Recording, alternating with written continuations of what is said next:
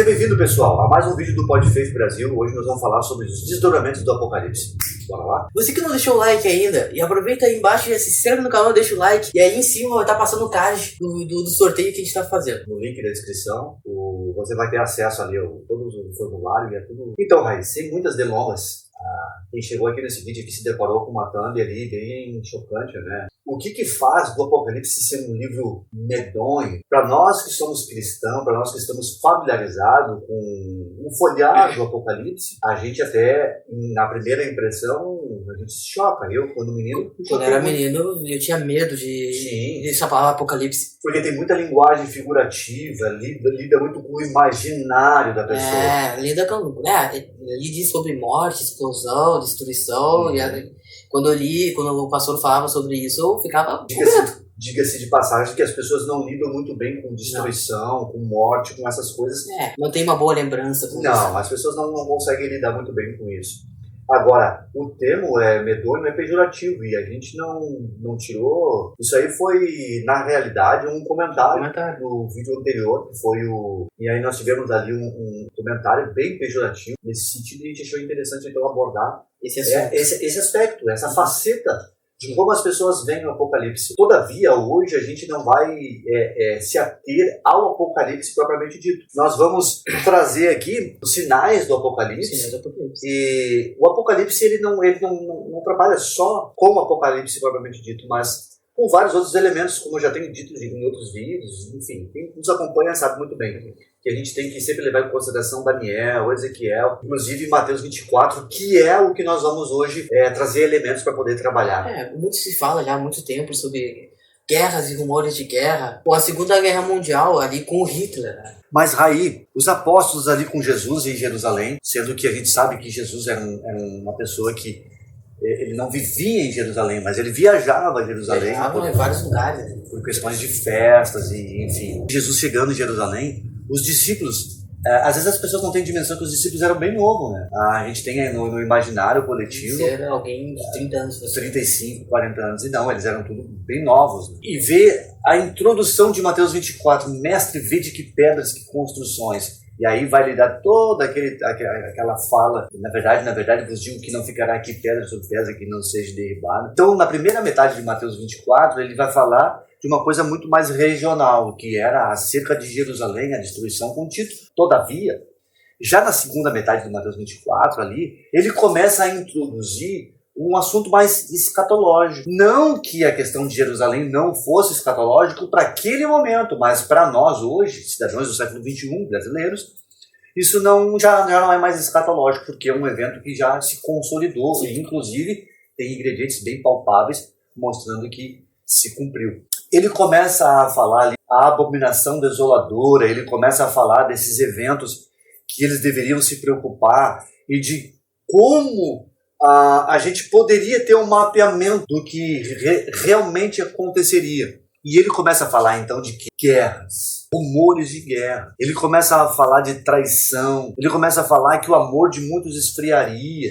Ele começa a falar que nós nos entregaríamos mutuamente um ao outro. E claro, isso pode parecer muito genérico, mas qualquer um com o olhar mais acurado, se começar a perceber os dias atuais, nós temos isso com muito mais afinco. Com a Rússia e a Ucrânia. Aí tu já tá partindo já para a questão das guerras. Né? Eu já ainda nem cheguei lá, mas beleza, vamos encurtar o caminho. Então, todos esses elementos eles podem parecer abrangentes, mas agora eles começam a ganhar totalmente um contorno, começa a ficar visível aquilo que parecia ser apenas um esboço de um desenho, de uma caricatura, agora ganhou contorno, cores. E é temível, isso é terrível. Por quê? Porque a gente começa a ver se cumprir à risca todos esses elementos que Jesus tem falado. Mas, Rafael, alguém pode perguntar-se nesse momento, não traíam-se antigamente? Traíam-se, né? Não tinha guerras e rumores de guerras? Tinha. Agora, tu pega como está ali colocado na thumbnail, Napoleão Bonaparte de lá para cá, olha as mudanças divisores de águas que foram acontecendo na sociedade desde Napoleão Bonaparte para cá, né? Com a Revolução Francesa, que a vida tomou outro contorno, a vida nunca mais foi como era antes, e ela ganhou esse contorno, as coisas são como são hoje, já naquele período ali da Revolução Francesa, e ele foi sofrendo essa transição depois com a Revolução Industrial, enfim, e essas coisas todas foram mudando para sempre a vida humana, marcando de uma forma irreversível. Tanto que Zygmunt Bauman vai dizer que nós hoje vivemos numa sociedade líquida. O que isso quer dizer? Que a forma como nós olhávamos antes, olhando, retrocedendo aqui, é tão pouco tempo, anos 50, 60, a estrutura das camadas familiares, de como a sociedade se organizava, ela é totalmente diferente do que é hoje. Muito embora tenha semelhanças. Nós somos heranças, somos consequências daquilo, todavia, o modo que a gente vive hoje é um modo totalmente e completamente diferente, porque entrou alguns elementos que vieram para ficar, e em ficando, muda completamente o cenário, como, por exemplo, a internet. Não precisa ser um gênio, não precisa ser um Einstein, para poder entender que essas coisas foram mudando peremptoriamente a vida de cada um de nós. Basta você fazer a síntese de como você está se comunicando conosco agora, como essa informação está chegando a você. Antigamente era só ligar ali o computador, a televisão, e a informação chegava via televisão, e era o que tinha, rádios, telenovelas. Agora, hoje em dia, a coisa está muito mais dinâmica, muito mais rápida. As coisas não estão mais as pessoas não estão tendo mais tempo. Elas querem, sabe, comer rápido e bora pro assunto. Não dá mais para se ficar divagando muito. Aquela coisa de ficar refletindo já era. Agora, isso tudo gera consequências em nós. Muitas consequências. E quando essa impressão digital fica gravada na gente, quando a gente tem na palma da mão da gente toda a informação, eu não preciso mais saber a tabuada de cor, porque basta eu clicar ali, eu já sei, o comando de voz, inclusive, eu já sei todos os resultados de matemáticas terríveis e difíceis, está ali na minha mão. Agora, isso gera uma impressão, e uma impressão, eu estou falando agora, literal, 666, na testa ou na mão da gente. Vai ficando ali, gravado. E aí, qualquer coisa que se faça de movimento nesse sentido, alguém lá na Rússia deu um pum, refletiu em mim aqui. Porque as coisas estão tão conectadas, tão conectadas, tão conectadas, que não tem mais como eu ficar alheio. Mas, Rafael, eu optei em morar na Mata Virgem. Eu moro no meio do mato. E daí? E daí? A motosserra que tu precisa para cortar a tua araucária vai influenciar. Porque a gasolina vai subir de acordo com os desacordos que acontecem no Oriente Médio. E isso nos afeta diretamente. Agora que isso ainda assim não é o fim. O pior está por vir, porque as pessoas às vezes têm a doce ilusão, o ledo engano de acreditar que as coisas vão melhorar. Não, tem um grupo de pessoas achando que as coisas agora vão dar certo. Né? Um grupo de cientistas agora está pedindo, por favor, vamos respeitar a natureza, ninguém está nem aí para nada. Não sei se tu viu também, mas agora recentemente um grupo de cientistas entraram ao vivo chorando, mostrando que daqui a uns 10 anos as pessoas iriam morrer. O prognóstico é esse, não precisa nem de Bíblia. Muito embora não é que a gente esteja descartando a Bíblia, ou que alguns tenham como título este livro medonho, como foi falado ali. O livro não é medonho, medonho é a gente. Medonho somos nós. Medonho é o diabo, que desde o princípio se firmou na mentira. Na verdade, nunca houve verdade na boca dele. Tanto que a Bíblia chama ele de pai da mentira, porque quando mente, fala do que lhe é próprio. Então ele está aí enganando em vários aspectos sutis. E agora, escrachado. Pega um clipe de qualquer um que esteja aí aliado com essa grande, massificada empresa do entretenimento, vê se não é ali escrachado. Lampe, rabo já não bota mais medo em ninguém. O diabo de vermelho já não bota mais vergonha em ninguém. Isso já começou lá atrás, com essa introdução cultural. né? Raul Seixas ali, e enfim, foi trazendo, com Beatles, que foi trazendo esses elementos e foram incorporando. Agora, de maneira que isso vai ficando tão natural, que nos nossos desenhos, que as nossas crianças assistem, tá ali o diabo, como se fosse um bichinho de estimação. Por exemplo, a série Lúcifer, como se o diabo fosse bom. Tá vendo?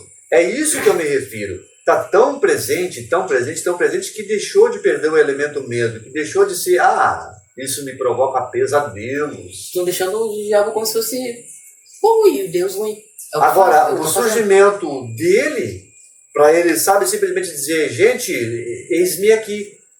Vai ser assim, tá ali já, pegando, sabe? Ele já tá aí, com todas as preparações, com tudo que precisa, para poder chegar e tomar conta de tudo. Porque o que é a New World Order, a nova ordem mundial, se não é essa a preparação? Não, mas isso é teoria da conspiração, Rafael. Teoria da conspiração? Basta você ligar a televisão de canais até conceituados, digamos assim. Eles estão falando abertamente, New World Order. Nova ordem mundial. Nova ordem mundial, estabelecida. Tu acha o quê? Que o Papa vai se levantar contrário a isso? Está fazendo conexões. As religiões que antes não conversavam, não dialogavam, agora elas estão unidas e casadas. Eles estão em lua de mel. Lua de mel. Por quê? Para pegar pessoinhas como você e como eu.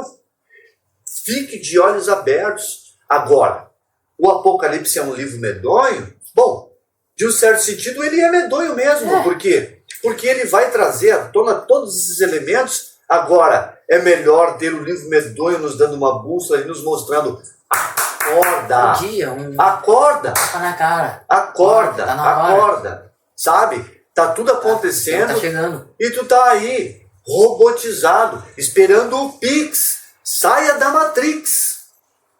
É isso, cara. Então, para concluir, Rai, eu acredito que esse panorama todo que eu venho trazendo aqui, pintando para ti, desde Napoleão Bonaparte, o tempo é curto, infelizmente. Eu queria trazer esses elementos do Adolf Hitler e do Putin, para combinar no Putin, mas o tempo é complicado. Mas então, há uma conexão entre eles e como eles foram pintando para se tornar tudo mais aceitável. Por esse momento, vamos deixar assim, vai ter bem outras sinalizado. Talvez a gente faça complementos desse bicho, mas é isso. Eles todos trabalhando para uma única coisa. Não vá pensar tu que era só por interesses pessoais. Por trás de tudo isso tem um interesse maior, que é o pai deles. Agora, veja bem, se é uma coisa absurda, esdrúxula, que não tem sentido, que não tem conexão, que é uma coisa alienada. Veja você, perceba você. A Bíblia nos fala claramente que Israel seria perseguido. Basta você ler Apocalipse 12 e tu vai ter ali uma informação completa e cirúrgica. Agora, veja o que Hitler fez, matando 6 milhões de judeus. E por que essa perseguição ao judeu? Por que o antissemitismo nunca caiu de moda? Por quê? O que tem por trás disso? Por que o judeu tem para ser tão odiado? Reflita. Seja um ser pensante e reflita. Por quê? Por quê e por quê? Se não tem respostas concretas do mundo físico, abra a sua mente e entenda que tem elementos de sobra no mundo espiritual. Agora, só não enxerga quem não quer.